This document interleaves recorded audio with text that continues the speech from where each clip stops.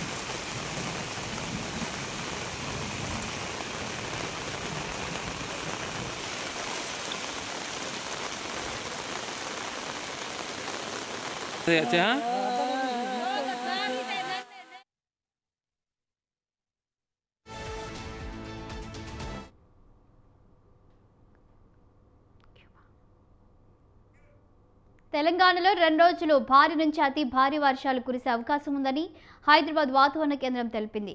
అలాగే హైదరాబాద్లో కురుస్తున్న వర్షాలకు సంబంధించి మరింత సమాచారం మా కరెస్పాండెంట్ విశాల్ అందిస్తారు. విశాల్, హైదరాబాద్లో వర్షపాతం ఏ విధంగా నమోదయ్యే అవకాశం ఉంది?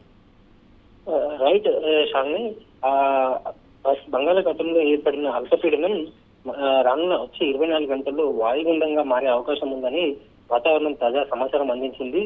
దీని ప్రభావంతో తెలంగాణలో రాబోయే 2 రోజుల పాటు కూడా వర్షాలు ఉంటాయి. కొన్ని చోట్ల భారీ నుంచి అతి భారీ వర్షాలు కూడా పడే అవకాశం ఉందని కూడా వాతావరణ కేంద్రం సూచించింది.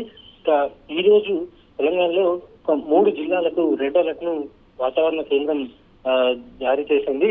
ఈ రెడ్ అలర్ట్ ఉన్న జిల్లాలలో అతి భారీ వర్షాలు పడే అవకాశం ఉందని కూడా సూచించింది.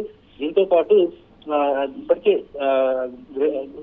తెలంగాణ వ్యాప్తంగా తేలికపాటి వర్షాలు కురుస్తున్నాయి.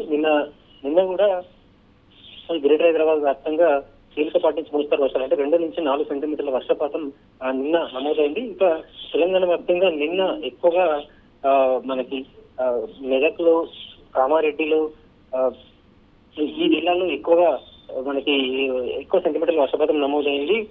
దాదాపు 20 సెంటీమీటర్ల పైగా వర్షపాతం మనకి నిన్న తెలంగాణలో నమోదైంది.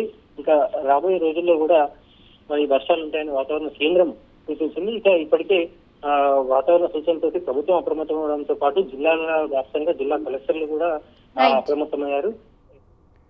Right, thank you Vishal.